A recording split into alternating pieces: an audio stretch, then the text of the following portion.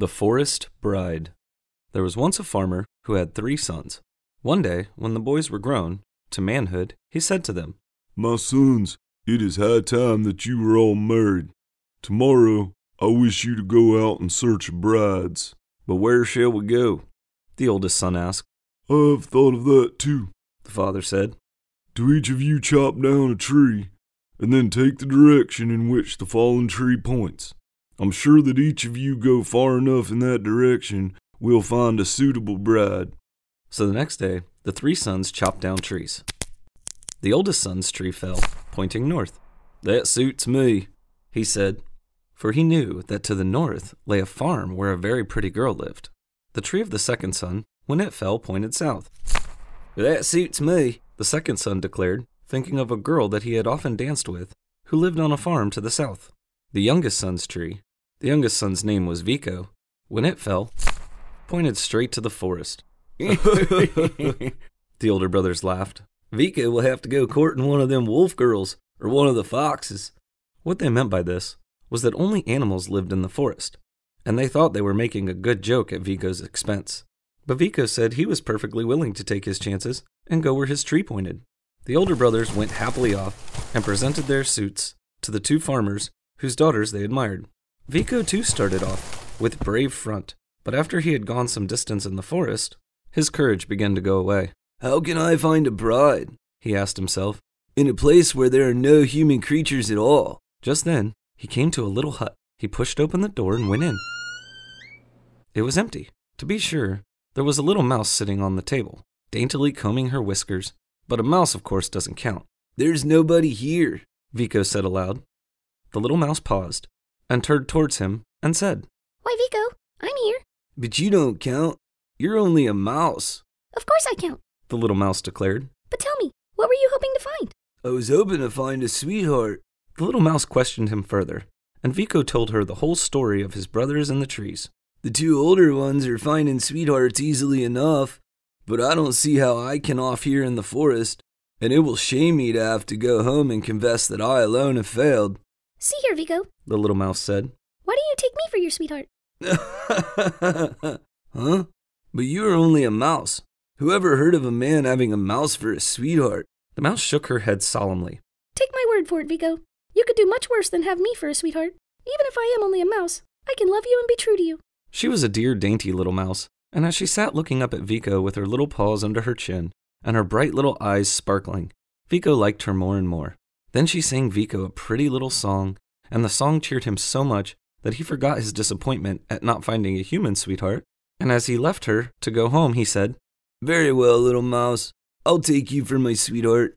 At that, the mouse was so delighted, she told him that she'd be true to him and wait for him no matter how long he was in returning. Well, the older brothers, when they got home, boasted loudly about their sweethearts. "Mine," said the oldest, "has the rosiest red cheeks you ever saw." "And mine," the second announced, "has long yellow hair." Vico said nothing. "What's the matter, Vico?" the older brothers asked, laughing. "Is your sweetheart pretty pointed ears or sharp white teeth?" You see, they were still having their little joke about foxes and wolves. "You needn't laugh. I found a sweetheart. She's a gentle, dainty little thing, gowned in velvet." "Gowned in velvet?" echoed the oldest brother with a frown. "Just like a princess?" the second brother sneered. "Yes, gowned in velvet like a princess. And when she sits up and sings to me, I'm perfectly happy." "Huh?" grunted the older brothers, not at all pleased that Vico should have so grand a sweetheart. "Well," said the old farmer after a few days, "now I should like to know what those sweethearts of yours are able to do. Have them each bake me a loaf of bread, so that I can see whether they'll be good housewives." "Mine'll be able to bake bread, I'm sure of that." "So will mine. What about the princess?" "Do you think the princess can bake bread?" "I don't know. I'll have to ask her." Of course, he had no reason for supposing that the little mouse could bake bread, and by the time he reached the hut in the forest, he was feeling sad and discouraged. When he pushed open the door, he found the little mouse as before, seated on the table, daintily combing her whiskers. When she saw Vico, she danced about with delight. "I'm so glad to see you. I knew you would come back." Then when she noticed that he was silent, she asked him what was the matter. Vico told her, "My father wants each of our sweethearts to bake him a loaf of bread. If I come home without a loaf, my brothers will laugh at me." "You won't have to go home without a loaf." I can bake bread. Vico was much surprised at this. I've never heard of a mouse that could bake bread. Well, I can. With that, she began ringing a small silver bell. Instantly, there was a sound of hurrying footsteps, tiny, scratchy footsteps, and hundreds of mice came running into the hut. The little Princess Mouse, sitting up very straight and dignified, said to them, Each of you go fetch me a grain of the finest wheat. All the mice scampered quickly away, and soon returned one by one, each carrying a grain of the finest wheat. After that, it was no trick at all for the Princess Mouse to bake a beautiful loaf of wheaten bread. The next day, the three brothers presented their father the loaves of their sweetheart's baking. The oldest one had a loaf of rye bread. Very good. For hard-working people like us, rye bread is good. The loaf the second son had was made of barley. Barley bread is also good. But when Vico presented his loaf of beautiful wheaten bread, his father cried out, What? White bread? Ah, Vico now must have a sweetheart of wealth. Of course. Didn't he tell us she was a princess?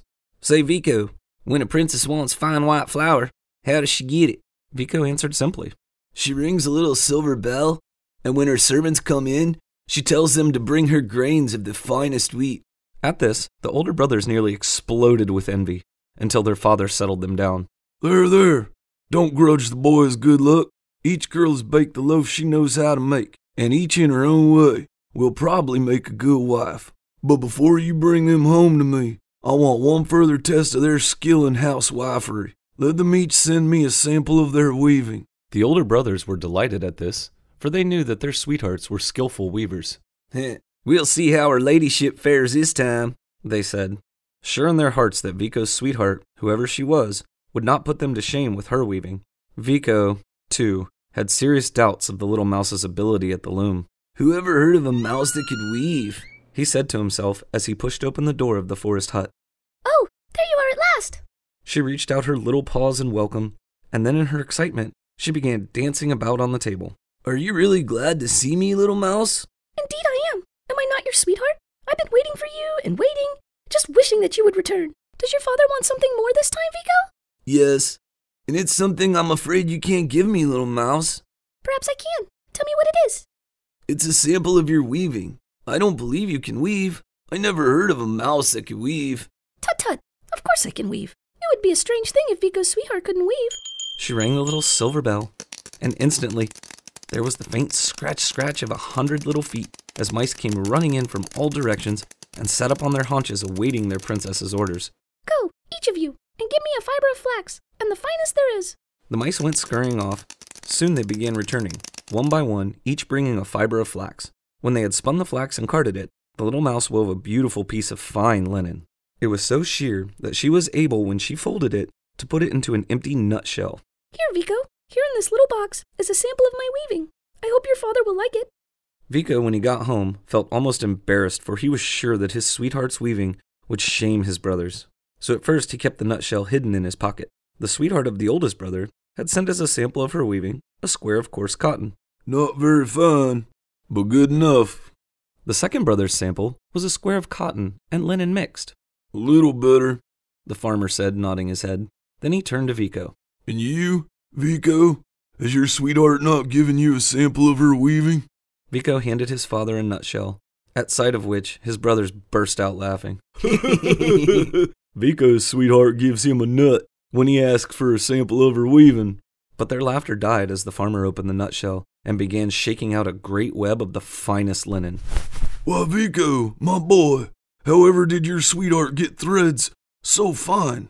Vico answered modestly.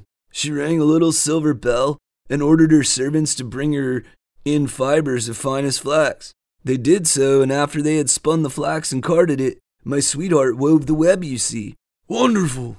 I've never known such a weaver. The other girls will be all right for farmers' wives, but Vico's sweetheart might be a princess. Well, it's time that you all brought your sweethearts home. I want to see them with my own eyes. Suppose you bring them tomorrow. She's a good little mouse, and I'm very fond of her, Vico thought to himself as he went out to the forest. But my brothers will certainly laugh when they find out she is only a mouse. Well, I don't care if they do laugh. She's been a good little sweetheart to me, and I'm not going to be ashamed of her. So when he got to the hut, he told the little mouse at once that his father wanted to see her. The little mouse was greatly excited. I must go in proper style. She rang the little silver bell and ordered her coach and 5. The coach, when it came, turned out to be an empty nutshell, and the 5 prancing steeds that were drawing it were 5 black mice. The little mouse seated herself in the coach, with a coachman mouse on the box in front of her, and a footman mouse on the box behind her. Oh, my brothers will laugh. But he didn't laugh. He walked beside the coach and told the little mouse not to be frightened, that he would take good care of her. His father, he told her, was a gentle old man and would be kind to her. When they left the forest, they came to a river which was spanned by a footbridge. Just as Vico and the nutshell coach had reached the middle of the bridge, a man met them, coming from the opposite direction. Mercy me! The man exclaimed as he caught sight of the strange little coach that was rolling along beside Vico. What's that? He stooped down and looked, and then with a loud laugh, he put out his foot and pushed the coach. The little mouse, her servants, and her 5 prancing steeds all fell off the bridge into the water below. What have you done? What have you done? You've drowned my poor little sweetheart. The man, thinking Vico was crazy, hurried away. Vico, with tears in his eyes, looked down into the water. You poor little mouse. How sorry I am that you are drowned. You were a faithful, loving sweetheart, and now that you are gone, I know how much I loved you. As he spoke, he saw a beautiful coach of gold, drawn by 5 glassy horses, go far up the bank. A coachman in gold lace held the reins, and a footman in a pointed cap sat up stiffly behind. The most beautiful girl in the world was seated in the coach. Her skin was as red as a berry and as white as snow. Her long golden hair gleamed with jewels, and she was dressed in pearly velvet. She beckoned to Vico, and when he came close, she said, Won't you come sit beside me? Me? Vico stammered, too dazed to think. The beautiful creature smiled. You were not ashamed to have me for a sweetheart when I was a mouse, and surely, now that I'm a princess again, you won't desert me. A mouse? You were the little mouse? The princess nodded. Yes, I was the little mouse, under an evil enchantment which could never have been broken if you had not taken me for a sweetheart, and if another human being had not drowned me. Now the enchantment is broken forever. So come, we will go to your father, and after he has given us his blessing, we will get married and go home to my kingdom.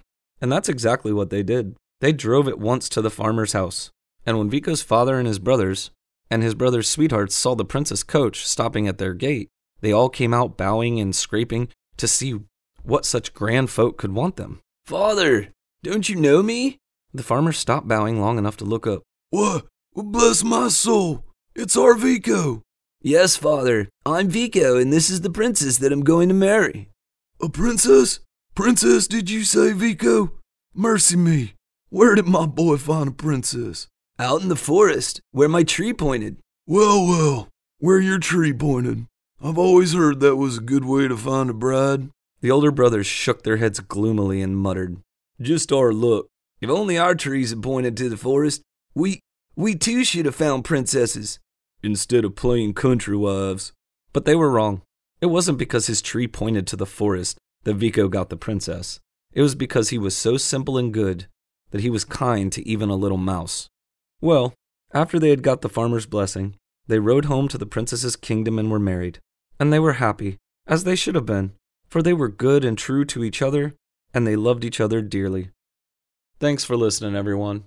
If you like the stories, hit the subscribe button, and you'll get a notification next Friday when the next story comes out.